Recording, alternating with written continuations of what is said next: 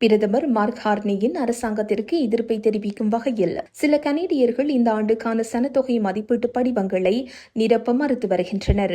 சிலர் தமது படிவ உரைகளில் அனுப்புநருக்கே திருப்பி அனுப்புக என எழுதி திருப்பி அனுப்பி வருவதாக தகவல்கள் வெளியாகியுள்ளன.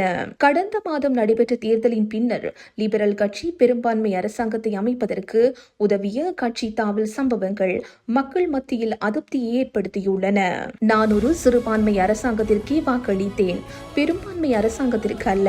அரசாங்கத்தான் நான் ஏமாற்றப்பட்டதாக உணர்கின்றேன் என ஒன்டாரியோவின் பிரம்டன் நகரைச் சேர்ந்த நினா குமாடோரஸ் என்ற பெண்மணி தெரிவித்துள்ளார். சமூக வலைதளங்களில் சில கனேடியர்கள் தமது மதிப்பீட்டு அட்டைகளை எரிக்கும் மற்றும் கிழிக்கும் வீடியோக்களையும் பகிர்ந்து வருகின்றனர். இந்த எதிர்ப்பு நடவடிக்கை தவறான வழிகாட்டுதலால் முன்னெடுக்கப்படுவதாக லிபரல் நாடாளுமன்ற உறுப்பினர் மார்க் கெரட்சன் தெரிவித்துள்ளார்.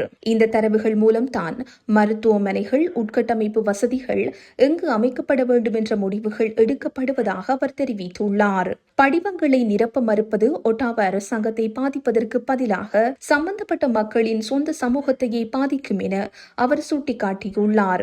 சனத்தொகை மதிப்பீட்டை பூர்த்தி செய்வது சட்டப்படி கட்டாயமானதாகும். இதனை தவற விடுபவர்களுக்கு தொலைபேசி அழைப்புகள் அல்லது நேரடி சந்திப்புகள் மூலம் நினைவூட்டப்படும். அப்படியும் பூர்த்தி செய்ய மறுப்பவர்களுக்கு $500 வரை அபராதம் விதிக்கப்பட வாய்ப்புள்ளது.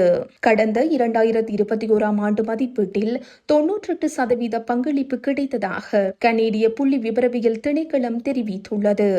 மக்களின் தனிப்பட்ட தரவுகள் மற்றும் அந்தரங்கம் குறித்து எழுந்துள்ள அச்சங்களுக்கு பதிலளிக்க புள்ளி விபரவியல் திணைக்களத்தின் உதவி தலைமை அதிகாரி ஜியோ போல்பி அனைத்து தரவுகளும் சட்டப்படி ரகசியமாக பாதுகாக்கப்படும் என்றும் அவை திணைக்களத்திற்கு வெளியே பகிரப்படாது என்றும் உறுதியளித்துள்ளார். இந்த செய்தி உள்ளிட்ட மேலதிக விரிவான செய்திகளுக்கு www.behindmenews.org என்ற எமது இணைய பக்கத்தினை பார்வையிடவும்.